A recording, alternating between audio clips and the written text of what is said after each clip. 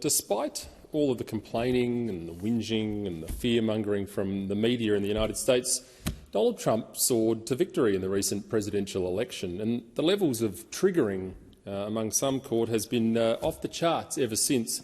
You can almost feel the mood in this building as we've returned for the first sitting week post-election. Maybe that's just the product of this Labor government taking on water day by day.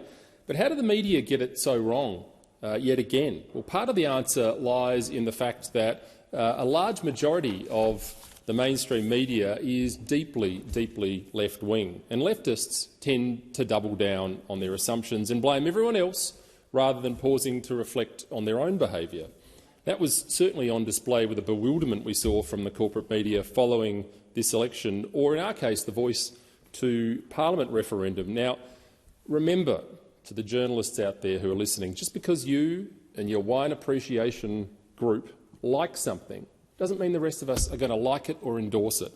Prior to the election, all we heard about was this election's close or Trump is down in the polls. But guess what?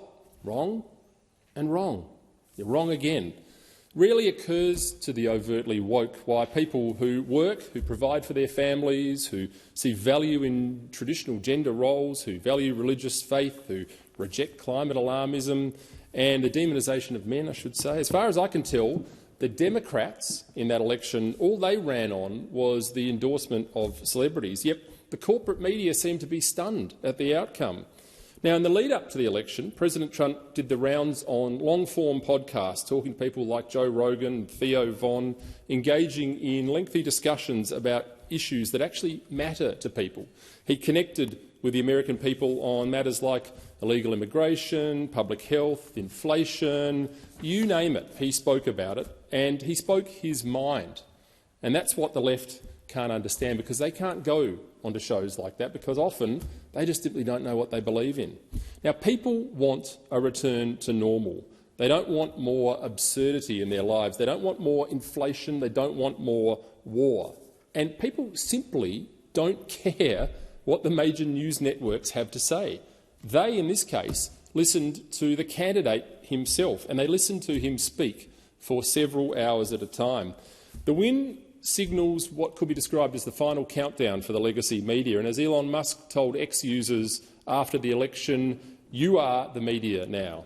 It's funny, isn't it, how when there's less censorship, the absurdity of all of this becomes unsustainable. That's why Labor wants to control social media platforms with the threats of massive fines to users and corporations with their misinformation and disinformation bill. They're scared of the truth.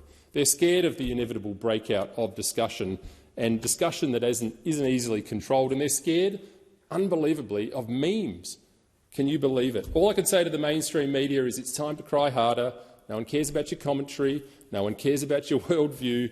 And simply put, with the rise of alternative platforms, you're wilting on the vine. Since COVID, the red pilling's been occurring at an accelerated pace, and Labor, with their commitment to this woke ideology that's become so tedious, just can't keep up, and censorship won't fix it.